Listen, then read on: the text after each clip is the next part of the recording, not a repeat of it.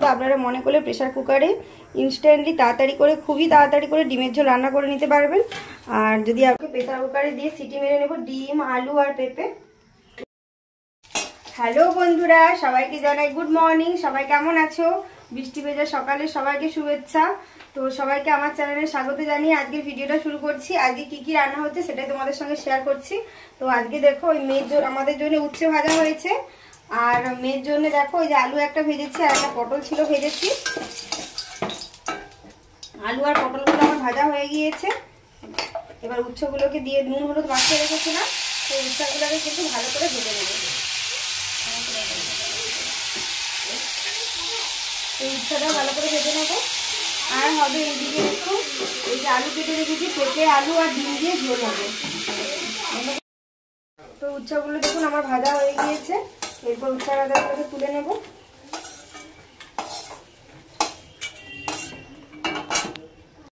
এখন ডিমগুলোকে প্রেসার কুকারে দিয়ে সিটি মেরে নেব, ডিম, আলু আর পেঁপে।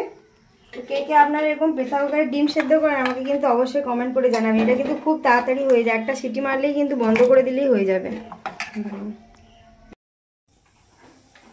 তো এবার প্রেসার কুকারে কিন্তু একটা সিটি মারলে ডিমটা কিন্তু সেদ্ধ হয়ে যাবে। এরপর আমি আদা, রসুন আর পেঁয়াজটা সবকে একসঙ্গে মিক্সড করে বেটে নিয়ে আসবো।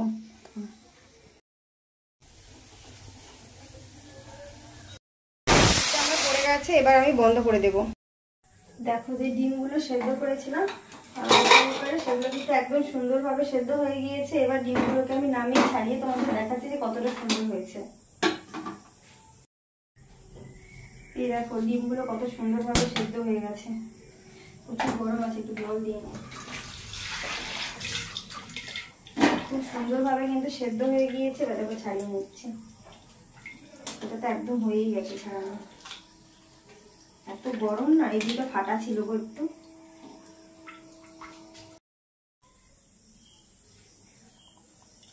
তো দেখো একটা ডিম রেখেছিলাম, এই ডিমটা ভেজে মানে ঝোলে দেবো।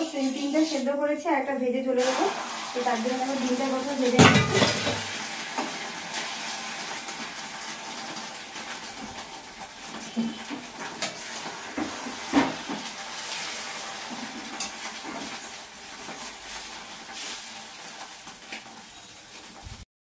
তো ডিমটা আমার ভাজা হয়ে গিয়েছে, এবার ডিমটা আমি তুলে নিচ্ছি।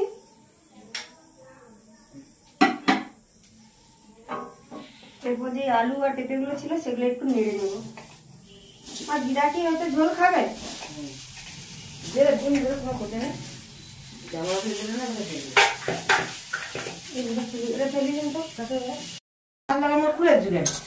এটা আমার ভাজা হয়ে গিয়েছে। এরপর আমি এটাকে তুলে নিচ্ছি।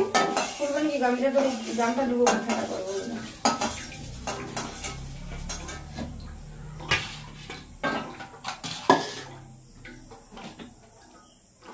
এরপর কড়াই দিয়ে দিচ্ছি তেল।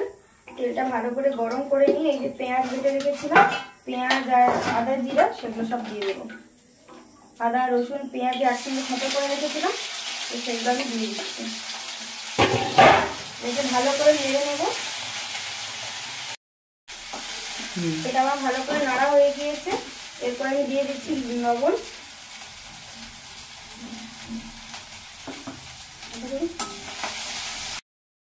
এরপর দিয়ে দিচ্ছি আমি লঙ্কার গুঁড়ো, আর তার সঙ্গে দিয়ে দিচ্ছি হলুদের গুঁড়ো। দেখুন আমার মশলাটা ভালো করে কিন্তু কষানো হয়ে গিয়েছে। এরপর ভালো করে একটু নেড়ে নিয়ে এর মধ্যে দিয়ে দিচ্ছি আমি সামান্য পরিমাণে জল। জলটা একটু নেড়ে নিচ্ছি। দেখুন আমার এটা কষানো হয়ে গিয়েছে। এরপরে যে ভাজা আলুগুলো ডিমগুলো ছিল সেগুলো আমি দিয়ে দিচ্ছি। দিয়ে এটা ভালো করে আবার কষিয়ে নেব। কষিয়ে নিয়ে জল দিয়ে দেবো। দিলে কিন্তু একবারে খুব তাড়াতাড়ি জলদি এটা আপনার রেডি হয়ে যাবে। আর কতটা সুন্দর কালারটা হয়েছে শুধু সেটাই দেখুন।